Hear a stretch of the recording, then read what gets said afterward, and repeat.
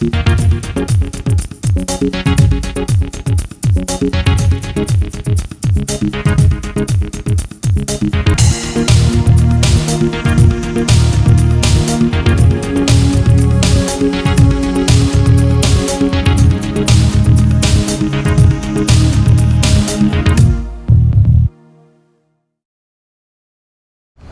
I'm Jennifer Mossotti, 9th District Councilmember for the Lexington Fayette Urban County Government. Today we're here to talk about traffic. Traffic impacts us all. As we go to work, as we go to school, we go to the doctors, we go shopping. It's something that affects us every day. And sometimes Lexington traffic can be very confusing. So today I have with me our new Director of Traffic Engineering, Dowell Hoskins Squire. And Dowell, welcome aboard. Thank you. Tell me about how you became our first female traffic division engineer. Okay, I don't know that necessarily the female has anything to do with it, but I'm a civil engineer by trade, and I went to engineering school at Vanderbilt in Nashville, and I'd been in Nashville for a while, and originally from Lexington, and I wanted to get back home. So, how did you find out about the job? Tell me about that. We were talking about that before. No, this is kind of funny. So, I came home to Lexington for a weekend, and my dad had clipped a newspaper article out of the Lexington Herald-Leader, and it said, Director of Traffic Engineering, position remains vacant. And he put a post-it note on it and said, Dowell, please apply for this job. It looks like a perfect fit. And so I watched for the job to come out on the Lexington website, and I ended up applying, and here I am. Well, congratulations. So, we're so glad we've got you. Thanks. I know we've got one intersection behind us, which is Reynolds Road and Nicholasville Road, which I think has about 76,000 cars on it on an average daily trip. When we were working on the development of the Reynolds Road property, that was a real concern because at that time that was an F intersection. Right. Now we've got Fayette Mall here that's doing a lot of construction. Right. They're expanding. And then probably maybe a mile down from this location, we've got the new Summit Mall that's going to be pretty close to the intersection of Man of War and Nicholasville Road. Right. So I know people avoid this at all costs. So Right. tell me how we're going to deal with this on a traffic basis. Right, okay. And you're right. The average daily traffic, which is the number of vehicles that will travel the road per day, is extremely high on Nicholasville Road. Probably, I don't know, ranking in terms of the other corridors, but probably the highest, if not the highest in the county. And obviously we've got a lot of traffic signals. This road carries as much traffic as some rural interstates, even some urban interstates, the 70,000 ADT number. And so we've got a big challenge in terms of traffic signal timing and coordination. And we routinely look at the traffic signal timing along these major corridors.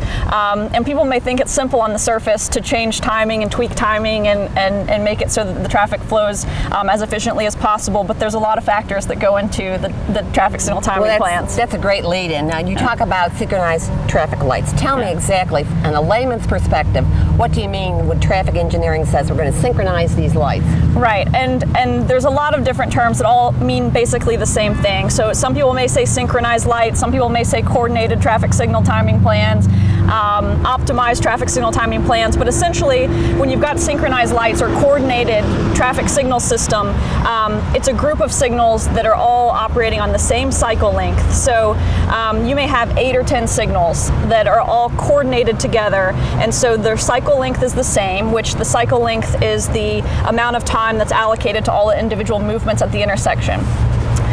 And then we've got to figure out, well, how much green time do we give each individual movement without significantly or adversely impacting another movement and creating a big queue.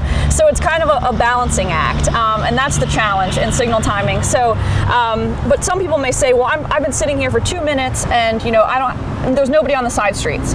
Well, in that particular case, especially on Nicholasville Road, where all the cycle lengths have to be the same in order to keep them coordinated. One intersection may be the trigger for the cycle length for all of them. And so you may need that cycle length at a particular intersection, but you don't at the others. But in order to keep them coordinated, they all have to run that same cycle length. And so then you can progress through the corridor. So then if you're in what's quote unquote called the green band, where you hit a green and then another green and then another green, in order to keep that progression through the corridor, you've got to run the same cycle length on all those signals. So I'm assuming what happens at 8 o'clock is different than what happens at noon. That's what different than happens at 5 o'clock. Or when we're talking about Christmas shopping, I know everyone, including myself, hates to deal with a lot of traffic, especially at Christmas time.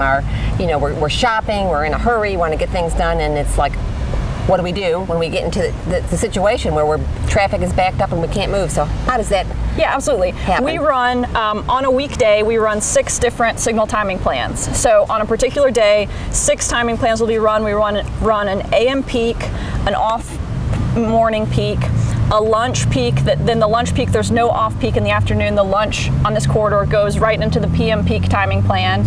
And then we run an off PM peak, or essentially evening plan.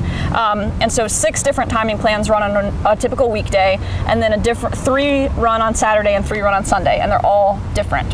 So I'm assuming you have a big board, I would think, with all this data coming in, and you guys are constantly crunching these numbers and evaluating the situation and deciding, okay, the mall is going to be busy, the traffic is going to be busy, we need to kind of tweak this to make this so people aren't backed up in traffic for 20 or 30 minutes. And we can tweak it. It's tough, when somebody identifies an issue on a particular day, for us to have it fixed by the next day, that's kind of tough, because if we've got 10 signals that are part of a coordinated system, we've got to look at each individual intersection, because if you change something at one intersection, it's going to impact the others. And so that makes sense. It may take us several days or even weeks to update signal timing plans. And I think that's tough for people to understand.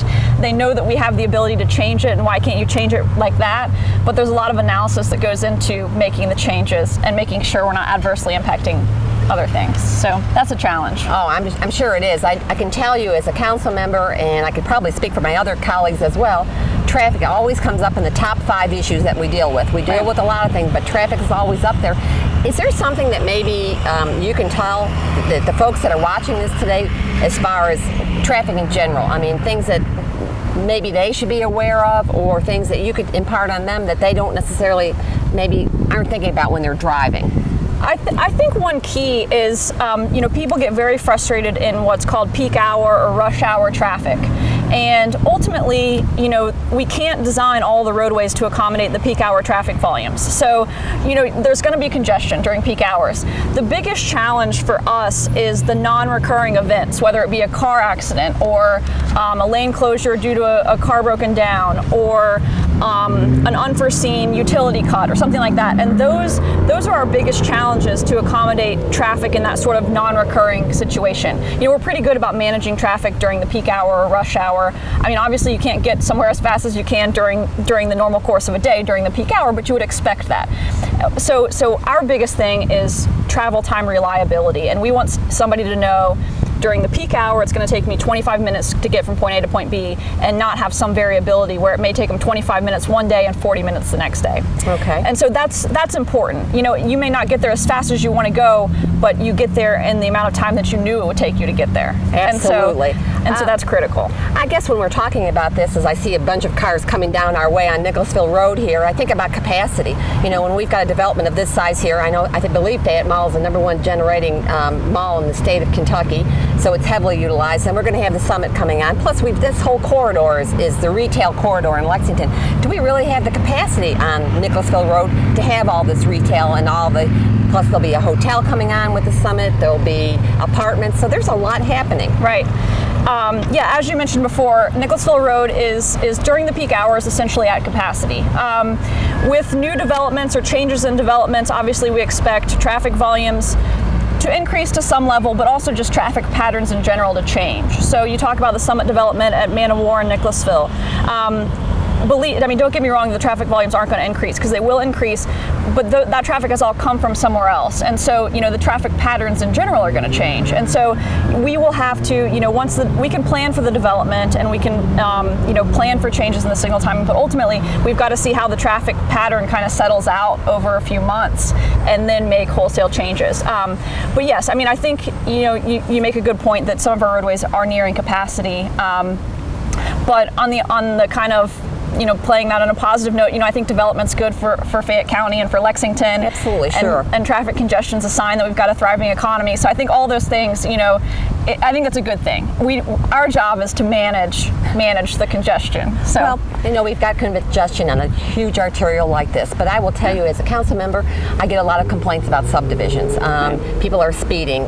There should be a stop sign at an intersection, and I know that's a huge issue in the neighborhoods. And so how do you address something like that? Because many times it's the people who live within the neighborhood who don't travel the safe speed, right. or they don't pay attention to anything that's happening as far as being slower when children are around, and just right. a neighborhood atmosphere altogether. So right. how do we fix that? Well, speeding in neighborhoods is a challenge, and we've got a neighborhood traffic management program that you're very familiar with, where residents of a neighborhood can request different types of traffic calming measures, and our division of traffic engineering will do a study and recommend what we feel is appropriate based on speeds and volumes and other parameters. But that you bring that up specifically at the Summit development, we've worked proactively, I would say, to try to minimize neighborhood traffic from that Summit development. So we've already identified tens of thousands of dollars worth of traffic calming devices to put in those neighborhoods. So, different types of traffic calming measures are appropriate in different scenarios. So what may be good for a certain neighborhood street may not be good or appropriate for another street. And I think sometimes that's hard to understand as well. There's different factors that go into what we select and what's appropriate. Well, that makes sense. And when you talk about traffic calming devices, I can think of two that are kind of out of the box, so to speak. We've got a roundabout on Reynolds that was definitely put in there to slow traffic down, and we've got a double diamond on the Harrisburg Road interchange that was different, yet it really makes traffic flow. Right. And then you said there's some neighborhood traffic management. So can you elaborate a little bit on that? Regarding traffic calming in neighborhoods, the key to that, we want to increase safety, and as do all the residents in the neighborhoods. And so we're looking at things that'll increase safety, slow speeds down. There's different options in terms of speed bumps, speed humps, multi-way stops. But we've got to evaluate each one, and based on the prevailing travel speeds or traffic volumes or turning movement volumes or school bus access to the street, we may not, each one of those doesn't make sense in every application. Regarding kind of unconventional, in terms of the roundabout, a well-designed roundabout, and I know there's issues with the roundabout on Reynolds Road. Yes, there is. But a roundabout essentially reduces the number of conflict points over a signalized intersection. So you've got 32 conflict points at a typical signalized intersection where you've got crossing, turning movements or traffic yielding to turn. And you reduce that number to 8 with a roundabout. I think in the case of the Reynolds Road roundabout, it's a multi-lane roundabout, which may be confusing for some drivers initially, but in the end, roundabouts are very beneficial in terms of reduced delay. You barely ever see queues at a roundabout, reduced delay, and increased safety. And I know we've got the issues with the crashes at ours. However, the crash severity is probably very low, just fender benders. So that's a good thing. Right. And in terms of the double crossover diamond at Harrisburg Road, it's a very unconventional type of interchange. But it's working very well. Yeah, and I think it's not a lot of stacking, and it seems traffic moves very well through there. Right, and I think the crashes at the interchange have reduced, I think, in between 40 and 45%. I heard from the consultant. Well, so obviously it's impressive. It's working. It is. Well, what about a couple last questions I have for you? You look on some of these speed lights and things, and there's some yellow reflective tape. The signs are now lit up, and I'm sure that's a real plus for all of us. But can you explain that a little bit? Yeah, some people may notice the yellow reflective strip that's around the signal backplate, or two red indications at some of the traffic signals, and those are all countermeasures for red light running. So the yellow reflective strip will increase the visibility to the signal heads from a distance, especially during nighttime conditions, and during the day for that matter. And the dual red indications also increases that visibility to the signal heads, and so presumably that will reduce red light running at the intersections. Now, you brought up red light running. Tell me, what do you think about cameras at intersections watching people or tagging people who run through red lights? Yeah. I personally would not support red light running cameras, and there's a bunch of different legal issues associated with red light running cameras. It certainly is. So from a traffic engineering perspective, I would not support red light running cameras, but I know it's very controversial, and some people do support it and some people don't. But I think a lot of cities have come up against a lot of legal obstacles to the red light running cameras. They certainly have. Yeah. Well, thank you, Dowell, so much for coming today and talking about traffic, and it's a pleasure to have you as the city's new director, and I wish you well, and thank you for coming back to Lexington. I'm sure your family's glad that you're back here, and good luck in your new position. Thank you. I appreciate it.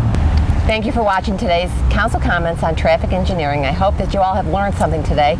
Also, I would hope that you would be courteous to one another when you're driving. Please don't talk on the cell phone, don't text, Be mindful and have a little patience. I think that goes a long way for safety and being a courteous neighbor. If you need any further information on this topic or any other, please contact my office at jmossotti@lexingtonky.gov. We publish a monthly newsletter that will help you be informed about different things going on in the Urban County government. Thanks again for watching today.